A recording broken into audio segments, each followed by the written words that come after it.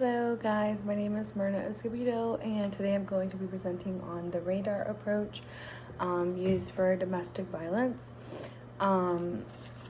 So the radar approach was created by the Massachusetts Medical Society in 1992 and it was adapted by the Philadelphia Family Violence in 1994. So the main focus of the radar approach is to detect, treat, and give any referrals to victims of domestic violence.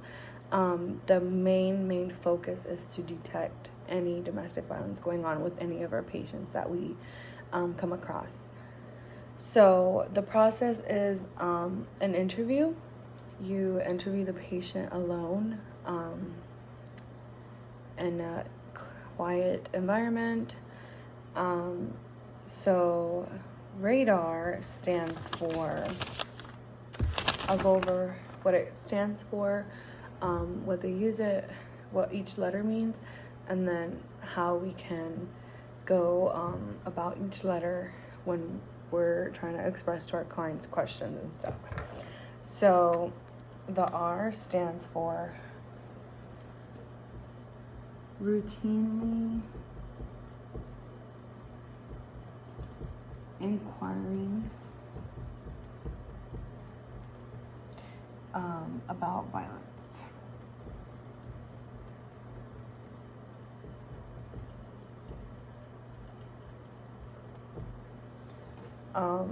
The second one is A, and it's ask direct questions.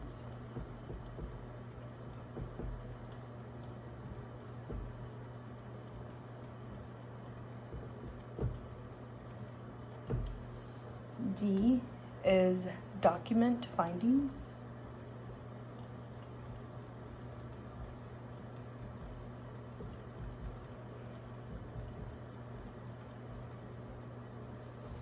A is assess safety.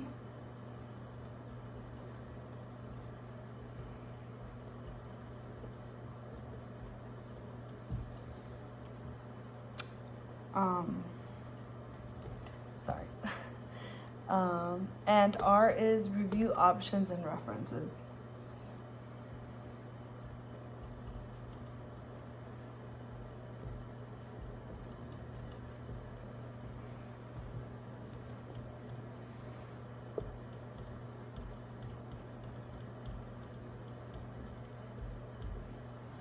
Okay.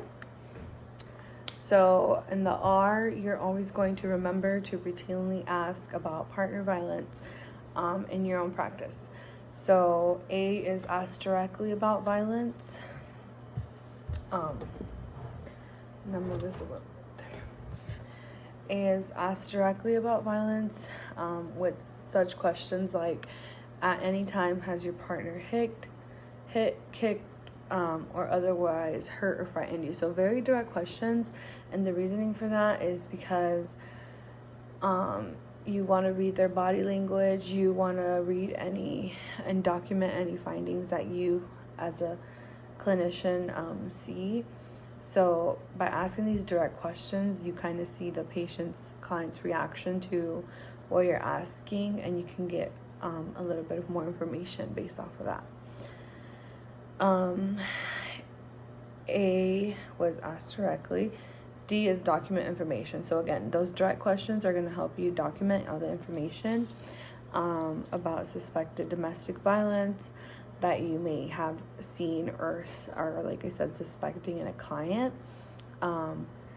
And you will document this in the patient chart, and you will document any findings that you think of can correlate to domestic violence in any form. After you document the information, you're going to assess your patient's safety. So you're going to make sure that your patient is safe to go home and leave the safe environment that you have provided for your patient. So is it safe for your patient to return home? Find out if there are any weapons kept in the home, in the vehicle, with their partner. Are there any children in danger? Find out if they have children, if their children may be being threatened, and if the violence is escalating.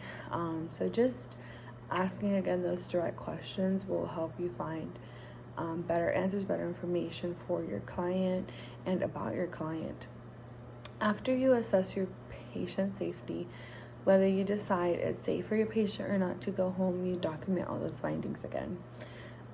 You're going to review all of these options with your patient, and references or referrals.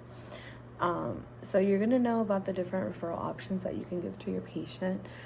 If you feel they're going through any type of domestic violence, there is a lot of referrals that you can give your patient. Like example, point them to shelters, they can go to any support groups, they can go to any legal advocates that they can go to as well. After you know what you want to refer your patient to, you can give them pamphlets on that, anything that will have the information that they might need later on. But also keep in mind that sometimes they can be very resistant to this type of documents, because this can lead to further violence if their partner or whoever is creating this violent environment can kind of react to seeing them with this type of referrals or help in any way. So again, this type of approach is an interview, individual interview. So when asking direct questions, this will encourage them to talk about it more. You have to learn to listen non-judgmentally, and you have to validate their experience and their feelings always. To be able to build that rapport with the patient and get them to communicate with you more information, you need to have very non-judgmental facial expressions, body language, responses in general.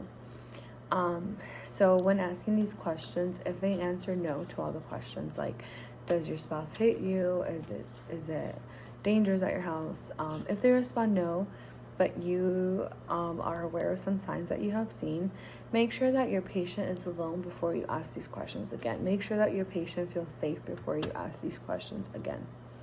If they continue to deny it at this point, but you know and suspect that something is going on, either you see bruises or you just kind of can tell a change in your patient, you can tell by the way their spouse is talking to them, looking at them, just document it. Document all your findings that you find. Give them any resources again that are available, but always know, like I said, some of them are resistant to taking them and they won't take them. So always be aware and don't push it on them. If they don't want them, it's for a reason, and it might be because of their safety. So if they're resistant to it, you respect their wishes and you just don't give them any information. But let it be known to them that there are options available and they can always come back to you if they need these resources. If there's any physical evidence, you can preserve that evidence. Obviously, they're really like bruises and stuff, you can advise them to document these pictures, document these things happening, and they can document these by taking pictures and just remind them to preserve this somewhere where it won't be found if it comes to it being a dangerous thing to have. So after you document, you're going to assess. So again, you're going to assess their safety before they leave. Find out if they're afraid to go home. If you're just sending them out the door and you're not, their signs are there, but you're not really sure what the next step, just make sure that they're safe to go home. Ask, do you feel safe going home? Are you safe going home? Do you want to stay? Ask questions to get them to open up a little bit more. Find out if there are any threats going on at home. It could be very hard for them to open up about this, but if they do, just find out if there are any threats that they feel are kind of going on at their home environment. At the end of the interview, this approach, you're going to review all the information you documented with them at the end, and give them, again, just a revision of all the options you provided. Let them know that they can always have a call. They can have access to shelters whenever needed, give them hotline phone numbers, any information that you think will be helpful to them they're not taking right now but may be useful to them later on. Just let it know, like I said, let it be known that there are options available to them. And you never know, they might come back and ask you for help. And it might take weeks, it might take months for them to build up to that. But if they do, they know that they have these resources available to them, and they know they have someone that they can talk to and ask for the help and guidance. So this is pretty much what Radar is, the medical model and what it's about. So I hope you guys learned something from my video and took some new information from this approach. I know this is a new subject for me too, so there is a lot of stuff that we can, different approaches to take, and this was a really beneficial one for me to learn about. So thank you guys for watching, and bye bye.